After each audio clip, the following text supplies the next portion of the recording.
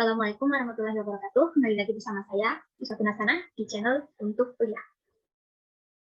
Kali ini saya akan menjelaskan tugas 2, yaitu mereview salah satu aplikasi yang dapat digunakan untuk mendesain UI dalam mata kuliah interaksi manusia dan komputer.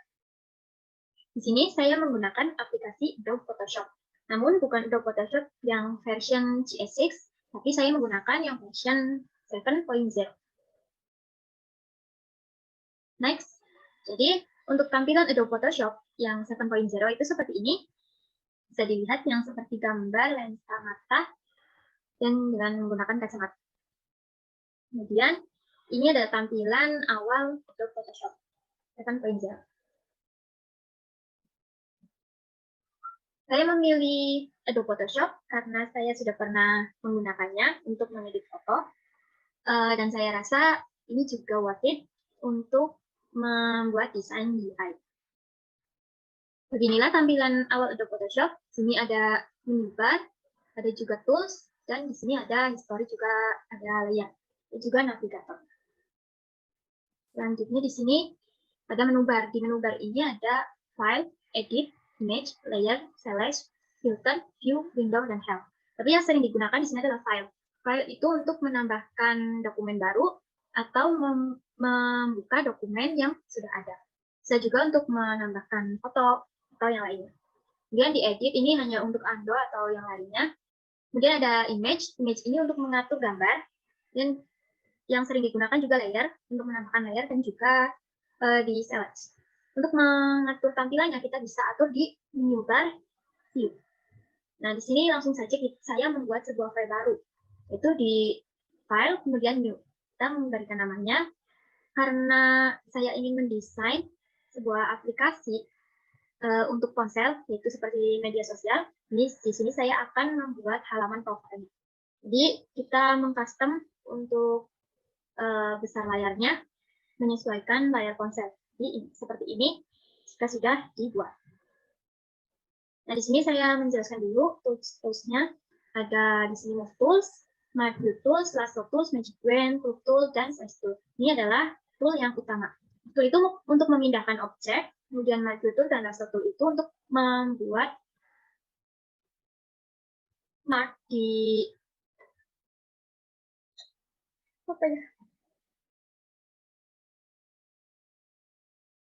Marquee Tool dan Lasso Tool itu untuk membuat marker di objek atau di dokumen. Namun bedanya kalau Marquee Tool itu sudah dalam bentuk persegi atau bentuk lingkaran, sedangkan Lasso Tool itu bentuknya sesuai yang kita inginkan.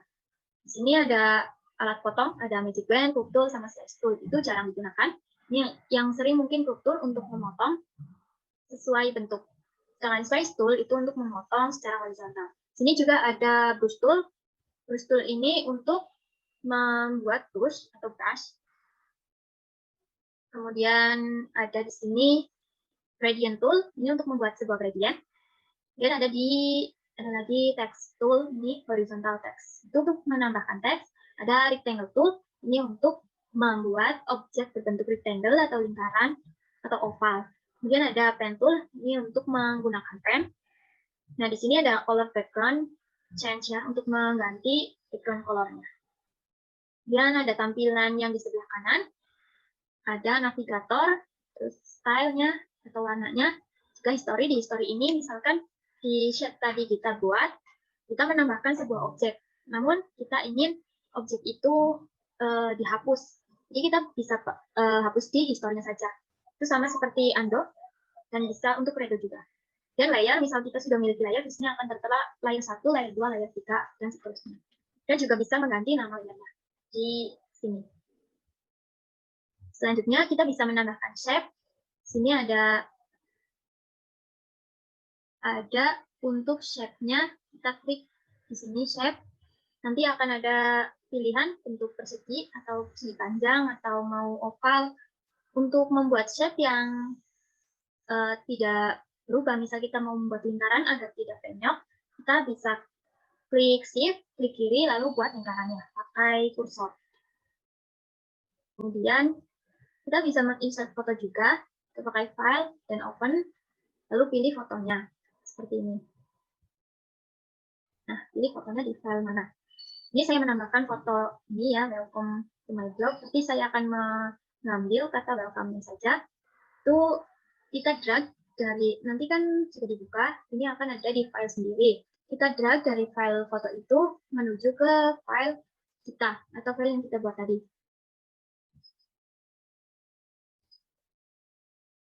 Kemudian jika ingin fotonya masuk ke objek, kita bisa pilih di layer dan group with previews. Maka akan masuk ke objek, sama seperti yang di lingkaran ini. Untuk menambahkan teks, kita pakai sini fungsi horizontal text. Jika kita pakai note, itu tidak seperti ini ya tulisannya, tapi dia akan seperti nota.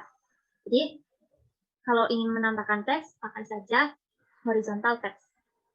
Di sini ada pilihan hurufnya, ada pilihan besar kecilnya, lalu ada juga margins-nya, mau rata tengah, rata kiri, atau rata kanan.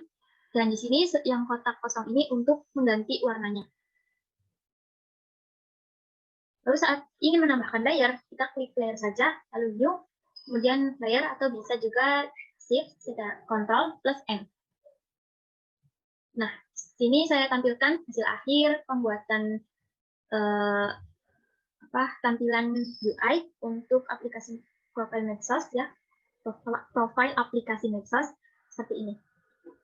Kurang lebihnya seperti itu, dan kelebihan untuk aplikasi ini yaitu filenya lebih kecil, jadi dia lebih ringan untuk di PC atau laptop, karena PC saya masih RAM-nya masih 2 GB, jadi saya pilih Adobe Photoshop 7.0 ini.